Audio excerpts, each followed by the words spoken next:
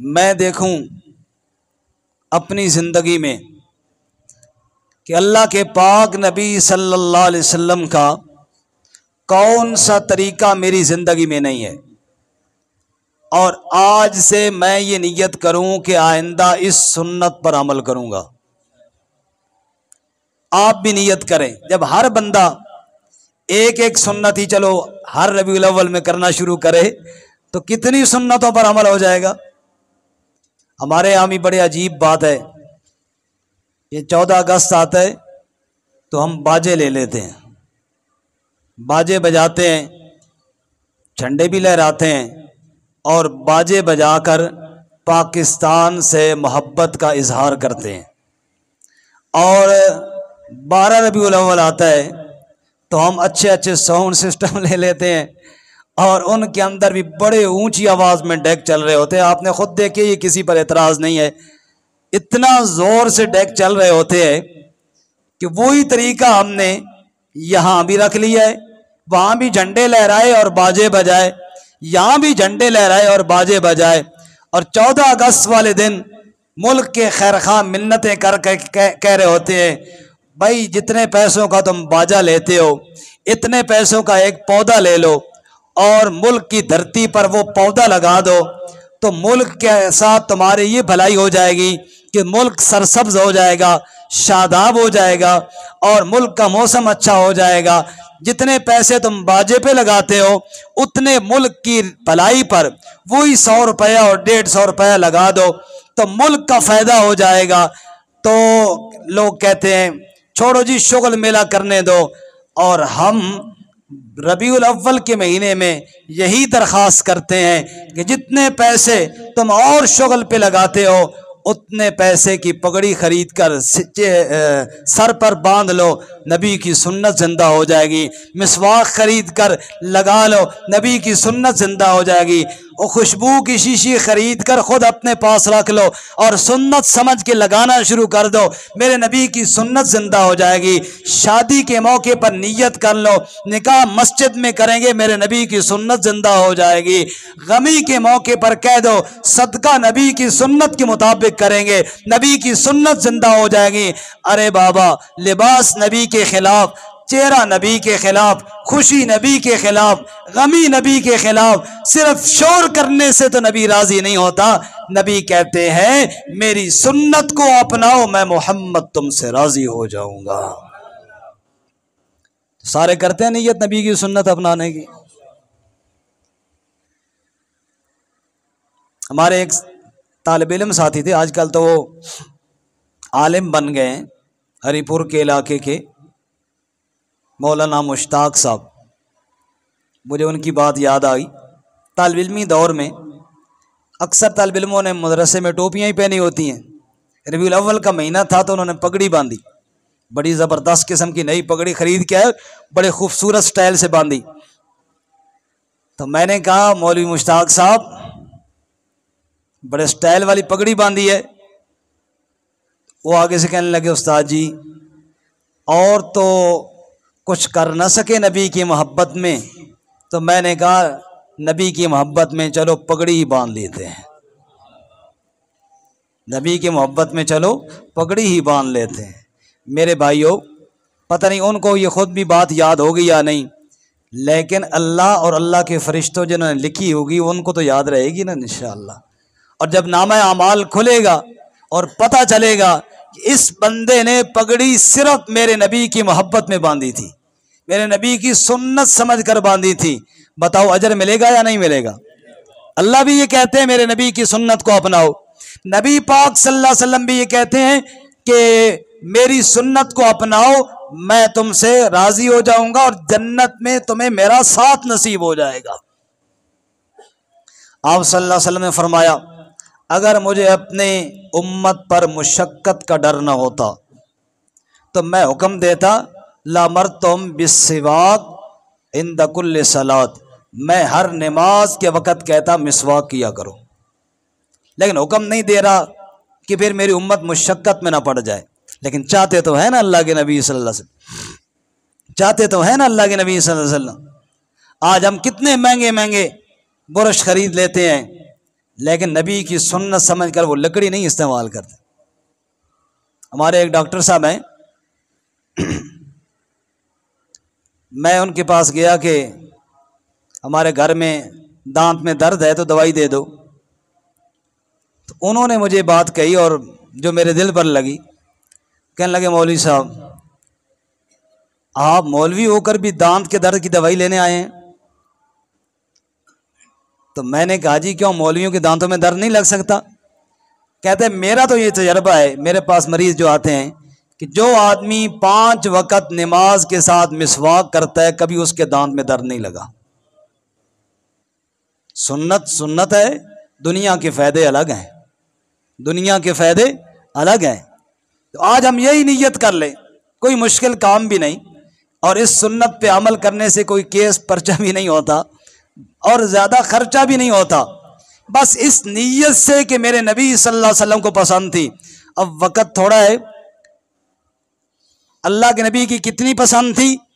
حدیث پاک میں آتا ہے اماں جی عائشہ صدیقہ رضی اللہ تعالیٰ عنہ ارشاد فرماتی ہیں کہ نبی صلی اللہ علیہ وسلم کا آخری وقت ہے اور حضور مرض الوفات میں ہیں، اور آپ صلی اللہ علیہ وسلم اس کیفیت میں ہیں کہ جس کیفیت میں انسان کو بعض باتیں سمجھ میں نہیں آتی ہے، ہم جیسے انسانوں کو، اللہ کے نبی صلی اللہ علیہ وسلم کی تو کیا بات ہے۔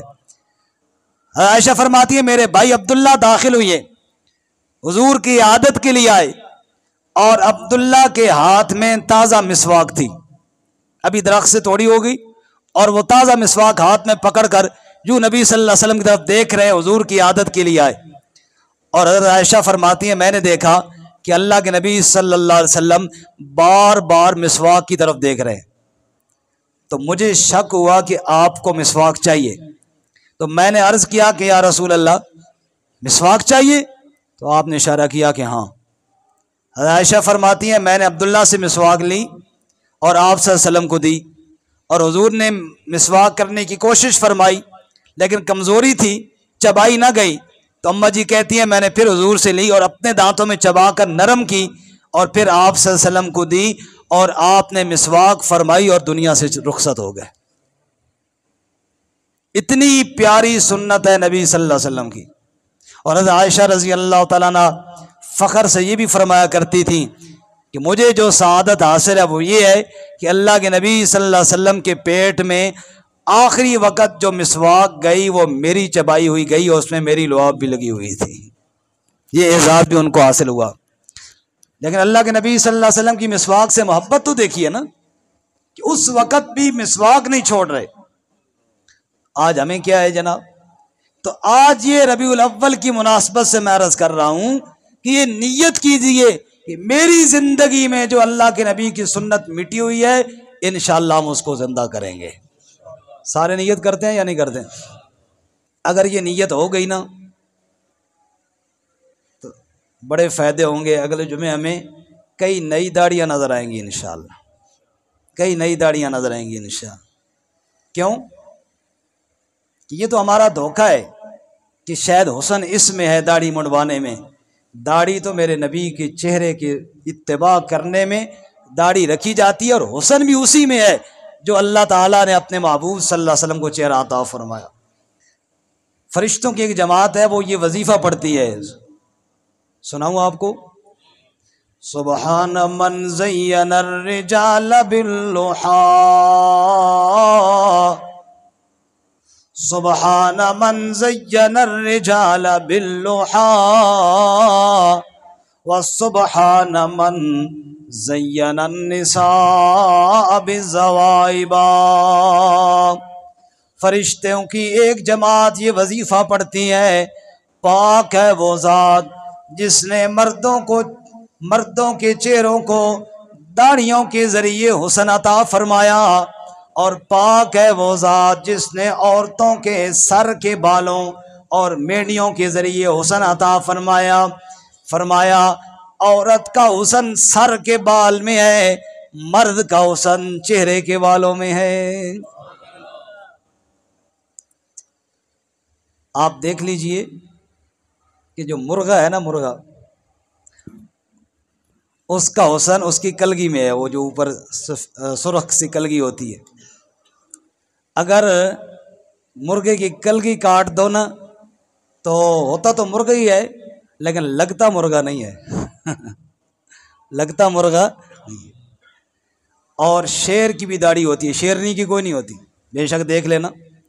شیر کی داڑھی کاٹ دو نا تو ہوگا تو شیر ہی لیکن لگتا شیر، لگتی شیرنی ہے۔ اس لیے اللہ کے نبی صلی اللہ علیہ وسلم کی سنت ہی محبوب ہے۔ جو چہرہ اللہ نے اپنے نبی کو عطا فرمائے، نیت کیجئے اس ربیع الاول کے مہینے میں نبی سے محبت کے لیے، اور کسی کے ساتھ کیا اس میں لینا اور کیا دینا ہے، اللہ کے نبی کی محبت میں نیت کیجئے آئندہ داڑھی نہیں منڈوائیں گے انشاءاللہ۔ اور جس نے یہ نیت کر لی ہے اللہ کی قسم پچھلی غلطیاں اللہ معاف فرمائے گا۔ اللہ اپنے نبی کی ادائیں دیکھتا ہے کہ کون میرے نبی صلی اللہ علیہ وسلم سے محبت کر رہا ہے۔ میں پچھلے دنوں اپنے ضلع اٹک کے گاؤں میں بیان کرنے کے لیے گیا تو وہاں مجھے ایک دوست ملے، بزرگ ملے، میرے بیان کی بات کہنے لگے کہ آپ قاری محمد اشرف صاحب کے بیٹے ہیں؟ میں نے کہا ہاں جی۔ تو ان کی ماشاءاللہ پوری داڑھی تھی، کہنے لگے میں داڑھی منڈواتا تھا، آپ کے والد صاحب یہاں آئے تھے تو انہوں نے یہ بات کہی تھی کہ نبی کی محبت میں داڑھیاں رکھو، تو میں نے اس دن داڑھی چھوڑی تھی، آج پوری ہو گئی ہے ماشاءاللہ۔ تو میں خوش ہوا، میں نے کہا میرے والد صاحب تو دنیا سے چلے گئے لیکن یہ ان کا پودا لگا ہوا موجود ہے۔ اس دن یہاں پہ ہمارے یہ مشاب بھائی اور ان کے ساتھی ظہیر بھائی وہ بتا رہے تھے، مجھے حالانکہ نہیں پتا تھا، وہ کہہ رہے تھے کہ ہم مسجد میں گئے، عمر فاروق مسجد میں نماز پڑھنے کے لیے، تو آپ کے والد صاحب یہاں بیٹھے تھے، ہم لیٹ گئے تو والد صاحب آپ کے نے ہمیں نماز کے بعد یہ کہا کہ یار نبی کی سنت میں داڑھیاں رکھو، تو کہتے ہیں یہ ہم نے اس دن نیت کی تھی، مجھے پتہ ہی نہیں تھا۔ تو ایسے ایک آدمی اگر اللہ کی رضا کے لیے کوشش کرے تو بتانے والے کو بھی اجر ہے اور عمل کرنے والے کو بھی اجر ہے۔ ایسا کام کیجئے مجھے بھی اجر ملے اور آپ کو بھی اجر ملے، اللہ میرے گناہوں کو بھی معاف فرمائے اور اللہ آپ کے گناہوں کو معاف فرمائے۔ اللہ اکبر۔ میں نے آج صبح بھی درس میں واقعہ سنایا کہ حضرت سیدنا عثمان ذو النورین رضی اللہ تعالیٰ عنہ حدیبیہ کے موقع پر جب قاصد بن کر مکہ گئے نا تو ان کے چچا زاد بھائی نے کہا کہ عثمان تو نے شلوار اپنی ٹخنوں سے اوپر رکھی ہوئی ہے، چادر اوپر کر کے باندھی ہوئی ہے، یہ لباس کا طریقہ تو غلاموں کا ہے، تو سردار ہے، سردار بن کے آ اور اپنے کپڑے اور چادر کو ٹخنوں سے نیچے کر، جیسے عرب کے سردار لمبی لمبی چادریں پہنتے ہیں ایسے پہن کر جا۔ عثمان نے فرمایا میرے بھائی جہاں تم رہتے ہو نا وہاں سرداریاں دیکھی جاتی ہیں، اور جہاں ہم رہتے ہیں وہاں سرداریاں نہیں محمد کی تابعداریاں دیکھی جاتی ہیں۔